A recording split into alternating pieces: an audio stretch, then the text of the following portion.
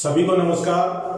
आज फिर chemistry by Kapil Dangi sir YouTube channel पे पढ़ेंगे सरफेस केमिस्ट्री का पार्ट 5। 4 पार्ट इसके पहले पढ़ चुके हैं और इस पार्ट में पढ़ेंगे मैकेनिज्म ऑफ कैटालिसिस, उत्प्रेरण की क्रिया विधि। देखिए, इससे पिछले वाले वीडियो में अपने देखा था कि उत्प्रेरण 2 प्रकार से होता है, समांगी उत्प्रेरण और विषमांगी उत्प्रेरण। समांगी उत्प्रेरण में अभिकारक, उत्पाद और उत्प्रेरक सभी की प्रावस्थाएं एक समान होती हैं, जबकि विषमांगी उत्प्रेरण में उत्प्रेरक, अभिकारक और उत्पाद की प्रावस्थाओं में भिन्नता पाई जाती है, इसलिए उसको विषमांगी उत्प्रेरण कहते हैं। तो दोनों प्रकार के उत्प्रेरण के लिए अपन अलग अलग क्रियाविधि देखते हैं। सबसे पहले अपन देखते हैं समांगी उत्प्रेरण के लिए समांगी उत्प्रेरण की क्रियाविधि।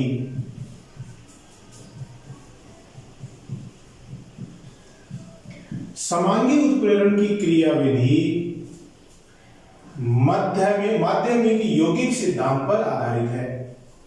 माध्यमिक यौगिक सिद्धांत।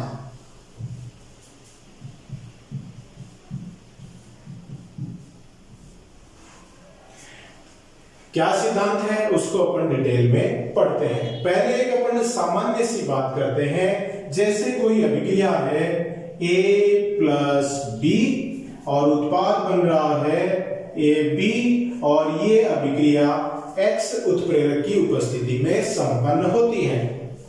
समांगी उत्प्रेरण सभी की प्रावस्थाएं हैं वो एक समान है, उत्प्रेरक है, अभिकारक है, उत्पाद है, इन सब की प्रावस्थाएं हैं वो समान है। अब माध्यमिक यौगिक सिद्धांत क्या कहता है, देखिएगा, अगर इस अभिक्रिया की क्रिया विधि की बात करें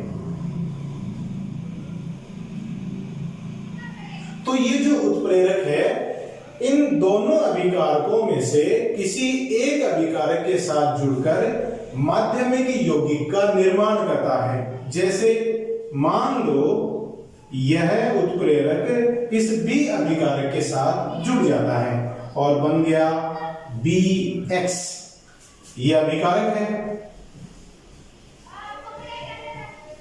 और X क्या है, उत्प्रेरक है। और ये जो BX बन गया ये क्या है, माध्यमिक यौगिक है।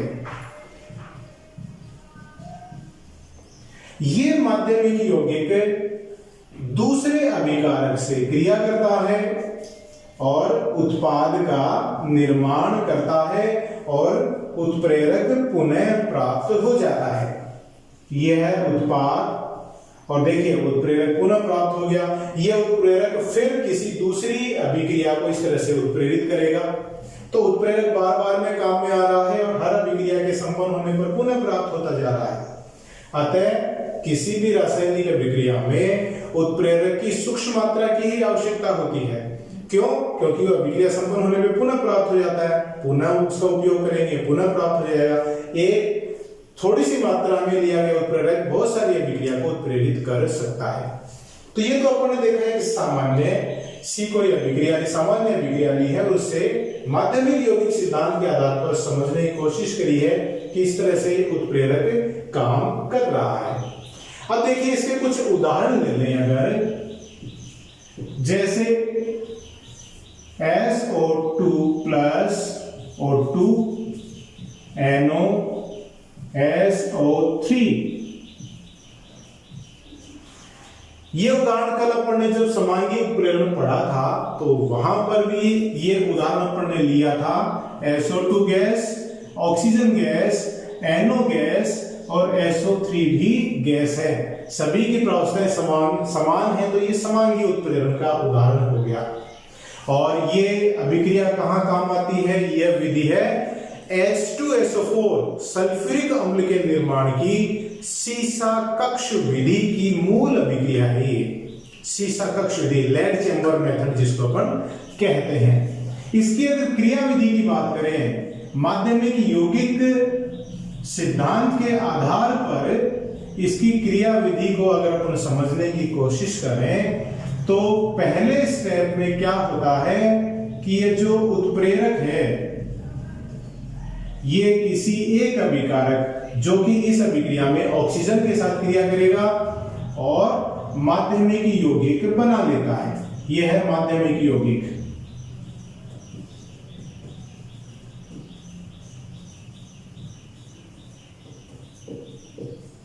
माध्यमिक यौगिक बन गया।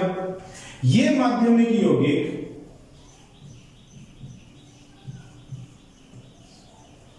दूसरे अभिकारक से क्रिया करेगा और उत्पाद का निर्माण करेगा और उत्प्रेरक है पुनः प्राप्त हो जाता है। जो माध्यमिक यौगिक नाइट्रोजन डाइऑक्साइड था वो SO2 के साथ क्रिया करके उसे SO3 में ऑक्सीकृत कर देता है और NO जो उत्प्रेरक है वो पुनः प्राप्त हो जाता है। तो बड़ा आसान से विधि आसानी से समझ सकते हैं और बहुत ही सरल विधि से आपको समझाया जा रहा है। और एग्जांपल जैसे पढ़ लें, एक ईथर वाले चैप्टर में पढ़ेंगे आप, जब अपन ऑक्सीजन युक्त क्रियात्मक समूह की बात करेंगे तो ये अभिक्रिया वहां पर भी डिटेल में पढ़ेंगे। ईथर के निर्माण की बहुत ही महत्वपूर्ण अभिक्रिया है विलियमसन सतत ईथरीकरण इसको कहते हैं। विलियमसन सतत ईथरीकरण विधि जो ईथर के निर्माण की विधि है। क्या है यह अभिक्रिया? एल्कोहल है उसे सांद्र H2SO4 की उपस्थिति में गर्म करते हैं तो निर्जलीकरण द्वारा ईथर का निर्माण होता है।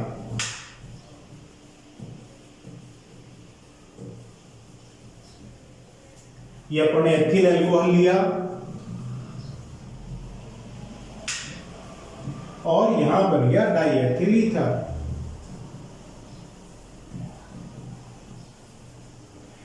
ये द्रव है, उत्प्रेरक सांद्र H2SO4 के रूप में लिया वो भी द्रव है और उत्पाद है वो भी इसमें द्रव है। तो तीनों की प्रावस्थाएं समान है तो ये हो गया समांगी उत्प्रेरण का उदाहरण। अब इसकी क्रिया विधि अगर अपन देखें, क्रिया विधि तो वो ही किसके सिद्धांत के आधार पर समझेंगे? माध्यमिक यौगिक सिद्धांत के आधार पर। तो इसमें देखिए अभिकारक जो काम में ले रहे हैं वो है एथिल अल्कोहल। तो एथिल अल्कोहल अणु की एथिल अल्कोहल के अणु के साथ ही क्रिया हो रही है। अभिकारक अणु सिर्फ एक ही प्रकार का है। तो देखिए पहले स्टेप में क्या होगा, एथिल अल्कोहल का एक अणु उत्प्रेरक से क्रिया करके माध्यमिक यौगिक बनाता है।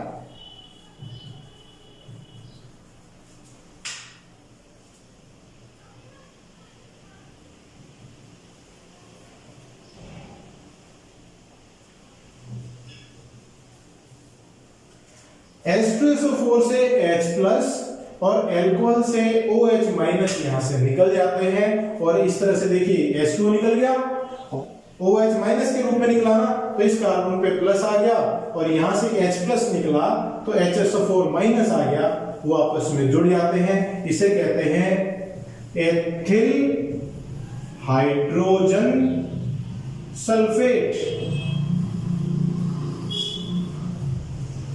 या एथिल बाइसल्फेट भी इसको कह सकते हैं। ये माध्यमिक यौगिक है इस अभिक्रिया के लिए। दूसरे स्टेप में ये माध्यमिक यौगिक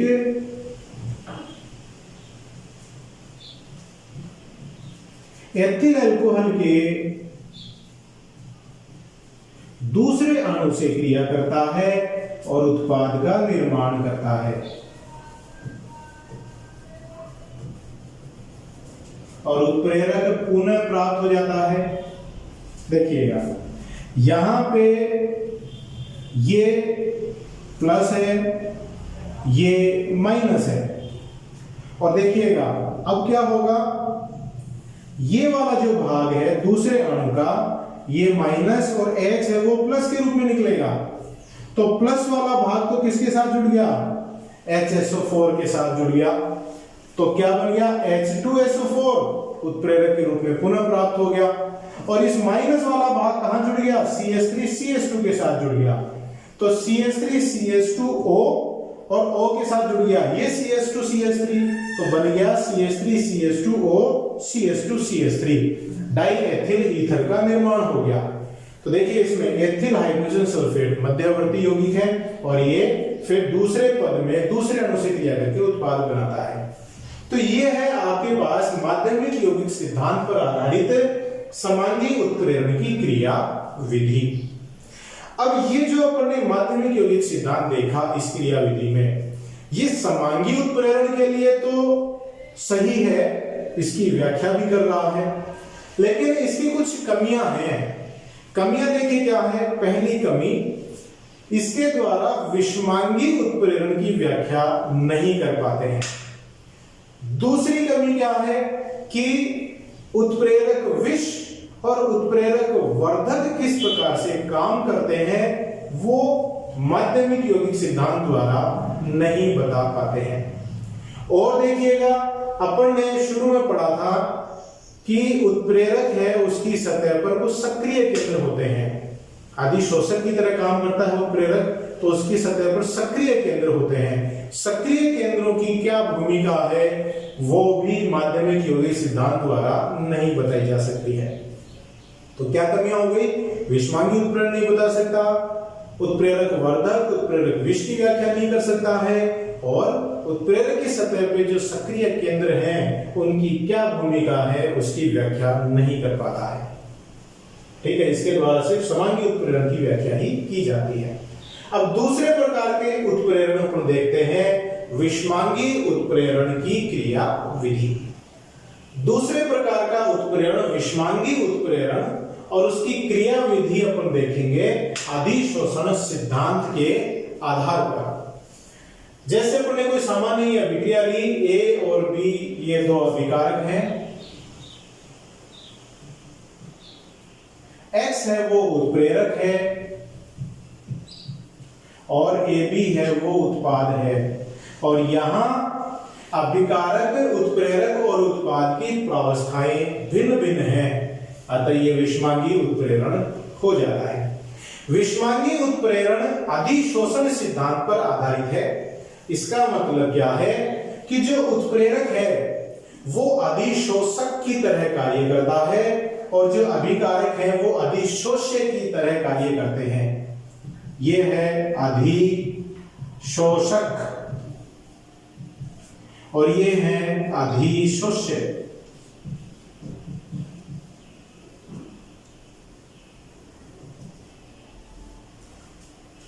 अब देखिएगा इसकी क्रिया विधि में क्या होता है, ये कई पदों में अपन समझने की कोशिश करते हैं।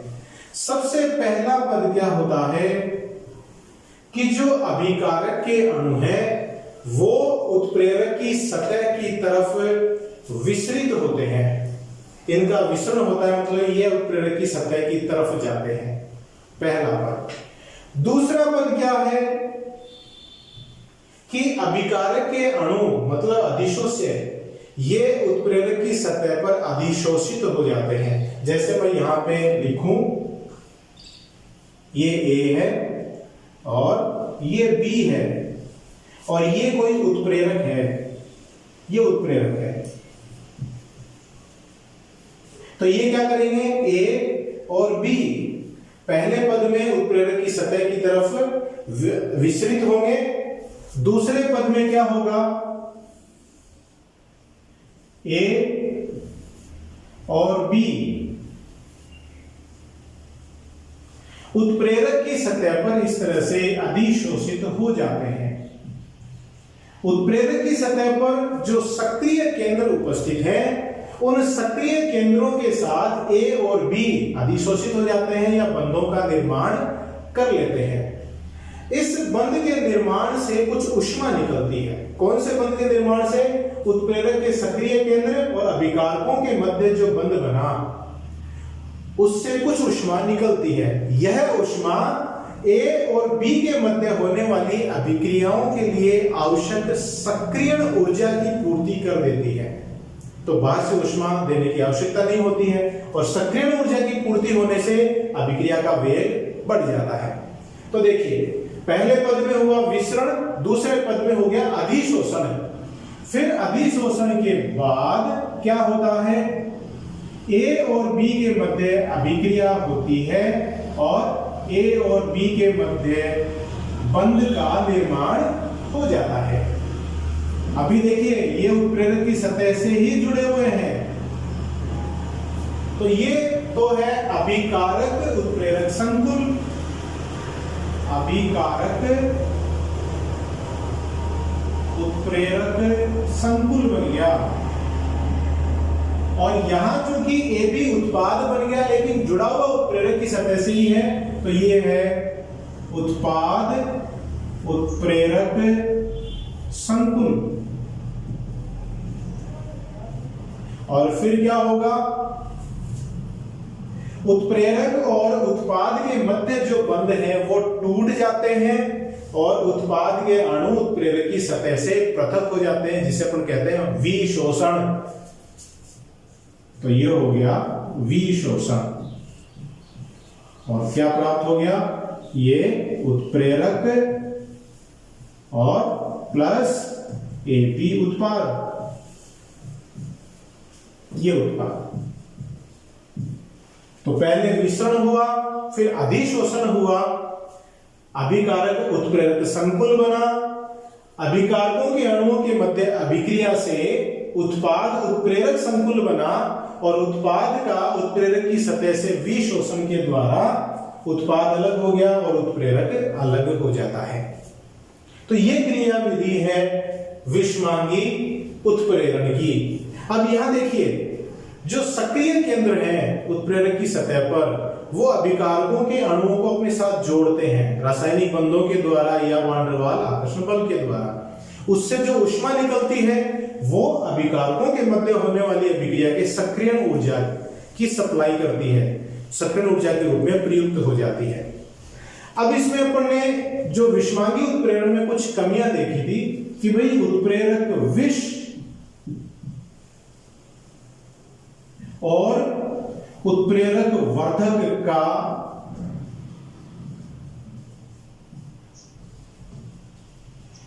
जो काम है, कार्य विधि है, वो समांगी उत्प्रेरण द्वारा नहीं समझा सकते हैं। यहां देखिए, उत्प्रेरक विष क्या करता है, जैसे उत्प्रेरक की सतह पर बहुत सारे सक्रिय केंद्र हैं जिनसे अभिकारक आके जुड़ते हैं और अभिक्रिया करते हैं। उत्प्रेरक विष वे अणु हैं जो अभिकारक नहीं है, लेकिन यहां पर उत्प्रेरक के जो सक्रिय केंद्र हैं इनसे आके जुड़ जाते हैं। अब सक्रिय केंद्र से जुड़ने से सक्रिय केंद्रों की संख्या कम हो जाएगी, इससे उत्प्रेरक की सतह पर अभिकारक के अणु कम जुड़ पाएंगे, तो कम ही अभिक्रिया होगी, कम ही उत्पाद का निर्माण होगा। तो इन अणुओं ने क्या किया, सक्रिय केंद्रों की संख्या कम करके अभिक्रिया का काम कम किया है या उत्प्रेरक की क्रिया विधि को कम कर दिया। तो यह है उत्प्रेरक विष। उत्प्रेरक वर्धक क्या होते हैं, देखिएगा, जैसे उत्प्रेरक की सतह पर कुछ संख्या में सक्रिय केंद्र हैं, उत्प्रेरक वर्धक वे अणु हैं जो इनके साथ जुड़ जाते हैं और इस तरह से सक्रिय केंद्रों की संख्या बढ़ जाती है। जैसे उत्प्रेरक के एक सक्रिय केंद्र से कोई उत्प्रेरक वर्धक जुड़ा और 3 सक्रिय केंद्र उत्पन्न हो गए, तो उत्प्रेरक वर्धक वे अणु हैं जो उत्प्रेरक की सतह पर उपस्थित सक्रिय केंद्रों की संख्या को बढ़ा देते हैं। इससे उत्प्रेरक की क्रिया विधि बढ़ेगी, कार्य क्षमता बढ़ेगी और उत्पाद ज्यादा से ज्यादा प्राप्त होता है। तो इस तरह से हम उत्प्रेरक विष और उत्प्रेरक वर्धक को बता सकते हैं। अंत में उत्प्रेरक पुनः प्राप्त हो ही रहा है, तो अपन कहेंगे कि जो उत्प्रेरक है उसकी सूक्ष्म मात्रा की आवश्यकता होती है, क्योंकि उसको बार बार में प्रयुक्त किया जा सकता है। विषमांगी उत्प्रेरण के अगर अपन कुछ उदाहरण लें, इससे पिछले वीडियो पार्ट 4 में भी अपन ने इसके उदाहरण लिए थे, देखिएगा, जैसे N2 + 3S2 Fe उत्प्रेरक जो कि ठोस की उपस्थिति में अमोनिया गैस बनाते हैं। नाइट्रोजन और हाइड्रोजन के मध्य अभिक्रिया होकर अमोनिया बनती है। नाइट्रोजन हाइड्रोजन अमोनिया तो गैसें हैं और उत्प्रेरक जो Fe लौह तत्व हैं वो ठोस अवस्था में है।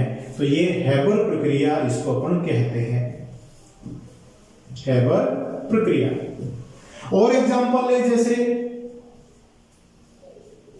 वनस्पति तेल से वनस्पति घी का निर्माण, वनस्पति तेल लिक्विड है और उसका हाइड्रोजनीकरण करते हैं, हाइड्रोजन गैस है, और किसकी उपस्थिति में होती है विक्रिया? रानी निकिल जो कि ठोस प्रावस्था में होता है, और बनने वाला उत्पाद वनस्पति घी भी द्रव प्रावस्था में प्राप्त होता है। तो जो उत्प्रेरक निकिल है वो अभिकारक और उत्पादों की प्रावस्थाओं से भिन्न है। तो ये भी एक विषमांगी उत्प्रेरण का उदाहरण है। तो ये है समांगी उत्प्रेरण और विषमांगी उत्प्रेरण। इनकी क्रियाविधि बहुत ही आसान तरीके से आप समझ सकते हैं। तो केमिस्ट्री पढ़ने के लिए मेरे वीडियोस देखते रहिए।